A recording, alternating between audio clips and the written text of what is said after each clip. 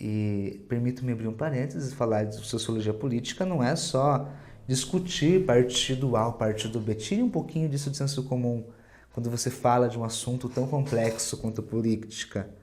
Ela transcende a isso. Leiam comigo a definição de política, por gentileza. É a arte de governar.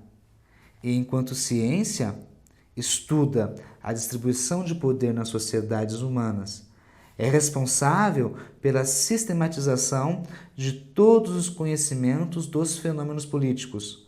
Portanto, a política analisa o governo e também os governados. Podemos resumir isso afirmando que política é a ciência que se refere tanto à teoria quanto à prática do governo. Então percebam, quando falamos de sociologia política, nós não estamos nos restringindo à análise apenas ideológica de um só partido político. Nós estamos falando de relações de poder dentro de um governo, dentro de uma estrutura de um Estado, dentro de uma organização estatal. Isso é falar sobre política, a arte de governar, que lida com o papel do governante, tanto quanto com o papel do governado, lida com a divisão de poderes, com a questão, por exemplo, de um poder judiciário, de um poder legislativo, de um poder executivo. Quais são esses poderes? Por que surgem esses poderes? Quais formas de governo existem? Existe apenas uma forma de governo ou existem outras formas de governo? Como que essa sociedade organizou sua forma de governo? Vocês estão acompanhando? Percebendo que as ciências sociais, elas lidam com tudo que fala de relação social, relação humana. Uma outra ciência social que nós vamos ter também, e de igual importância, é, por exemplo, o direito. O direito, vamos ler juntos? Como ciência, é voltado para o estudo das normas que regulam o comportamento social, estabelecendo direitos e obrigações entre as partes através de sistemas legislativos característicos da sociedade. O direito é um controle social que, através da aplicação sistemática da força da sociedade politicamente organizada, exerce coerção efetiva sobre os indivíduos. É uma ciência, ele vai parar e vai refletir sobre as normas. Gente, entenda o seguinte, a lei, ela é uma construção social. Lei é social. Ela é construída numa sociedade para nos auxiliar na convivência. Vamos pegar um exemplo bem simples, só para a gente tentar situar essa questão de lei. Imaginem uma rodovia. E imaginem que nessa rodovia há uma escola próxima. Se nós fôssemos morais o suficiente, nós entenderíamos que perto de uma escola nós temos que reduzir a velocidade porque é uma situação de segurança. Contudo, eu e vocês, às vezes, nós não somos tão bonzinhos quanto pensamos, né? E passamos rápido. O que acontece? Surge uma lei. E a lei diz, perto de escola, baixa velocidade. E para se tornar uma fiscalização da lei, coloca-se um radar. Se nós fôssemos morais o suficiente, não haveria necessidade de um radar. Não somos morais e precisamos conviver. E porque precisamos conviver, então, surge uma lei que vai determinar que tem que passar devagar, e senão nós vamos ser punidos por essa mesma lei. A lei é dura, mas é a lei. E o direito estuda essa relação a partir da norma, da lei. Ela estuda a relação social a partir das normas estabelecidas pela própria sociedade. Isso estuda o direito. Uma outra ciência social que nós poderíamos citar é a psicologia social. Essa área das ciências sociais, ela é voltada para o estudo da motivação e também do comportamento do indivíduo. Elementos estes que são determinados pela sociedade em que se está inserido. Poderíamos resumir como sendo o conceito central da psicologia social, como sendo o estudo da personalidade moldada pela cultura e pela sociedade. Pensa comigo o seguinte, você já deve ter assistido ou visto, né, não menos no jornal, um jogo de futebol. Um jogo de futebol. No jogo de futebol nós temos boas pessoas ali, pessoas que às vezes nós conhecemos, pessoas boas, bons pais de família. De repente, acontece uma situação e aquele bom pai de família, ele está no meio de uma multidão, de um grupo de pessoas ali aglomerados. E de repente essa multidão fica nervosa e esse pai de família está no meio dessa multidão. E às vezes esse pai de família é seu vizinho. E de repente você está assistindo o jornal e você está vendo seu vizinho, que normalmente é tão calmo, jogando uma cadeira no meio do estádio, tentando acertar a cabeça do juiz. Comportamento, ação, a personalidade sendo acontecendo ali dentro dessa estrutura. Então, há uma questão ali que está acontecendo e que está funcionando dentro do meio social. Outro exemplo, às vezes a pessoa está no ambiente de culto. No ambiente de culto, você, estudante de teologia, vai entender bem o que eu estou querendo dizer. E às vezes todo esse culto, ele é construído para gerar um certo comportamento. Ele é analisado, não é impensado. E nesse que não é impensado, ele é coordenado para que atinja certas finalidades. Ou você nunca viu esse tipo de situação em determinados cultos? Situações que são conduzidas para chegar a um fim.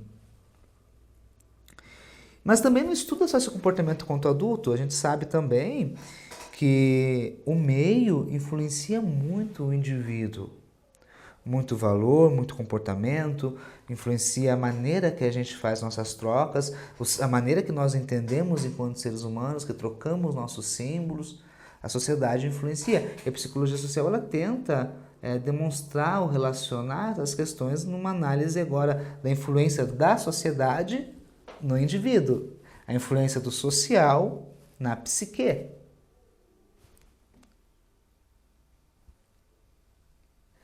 E é claro, gente, que essas definições que eu estou dando para vocês, elas não são definitivas, elas são definições parciais. Talvez você encontre alguns outros autores que apresentem outra divisão das ciências sociais, que apresentem uma outra abordagem do que são ciências sociais. Mas, a princípio, o que você tem que entender é que ciências sociais são os ramos do conhecimento que lidam com a ação do indivíduo e sociedade, e da sociedade com o indivíduo.